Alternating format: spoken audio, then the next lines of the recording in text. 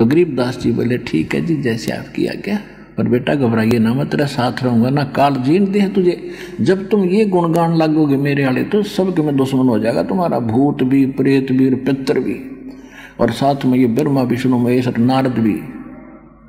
लेकिन मैं प्रत्येक के साथ रहूंगा, मेरी झलक न्यारी दिखेगी आपके साथ, तो आपसे 10 किलोमीटर दूर रहेंगे, निकट नहीं आ सकते कोई भी।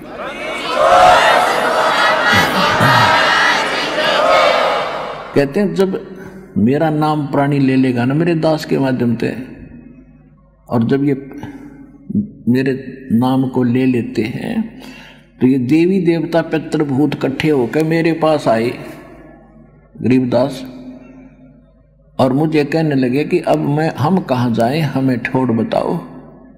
आपने तो हमारी जगह छुड़वा दी, वहाँ तो बढ़ नहीं सकते क्योंकि आपका नाम चल पड़ा। देवी देव ठाडे भय हमको ठोर बताओ। कबीर साहब ने उत्तर दिया, जो मुझको पूजे नहीं उनको लूटो खाओ।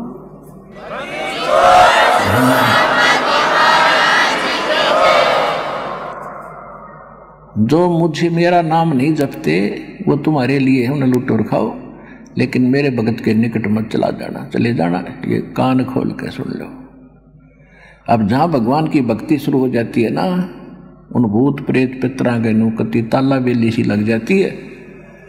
अब जिस घर में ये मंत्र आरती शुरू होगी भगवान की, एक बच्चा भी, बहन बेटी कोई भी ले जाकर शुरू कर देता है, तो इन्हें सोच ले ऑल आउट लाग गया, हर पितर भूत बाहर है।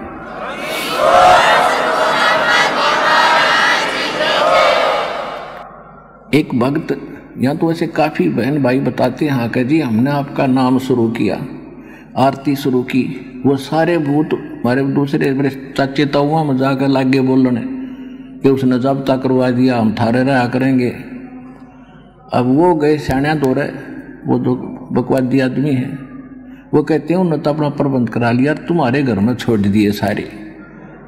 वो फिर उनके लड़े लट्ठम लट्ठा हो आके कि तुमने सारे भूत हमारे बढ़वा दिए। तो वह फिर हमारे पास आए, मैंने कहा बेटा उनसे ये कहो कि हमने तो लाली मच्छरदानी, और तुम भी ले आओ मच्छरदानी, सतलोक आश्रम बरवाड़ा में मिल रहा है।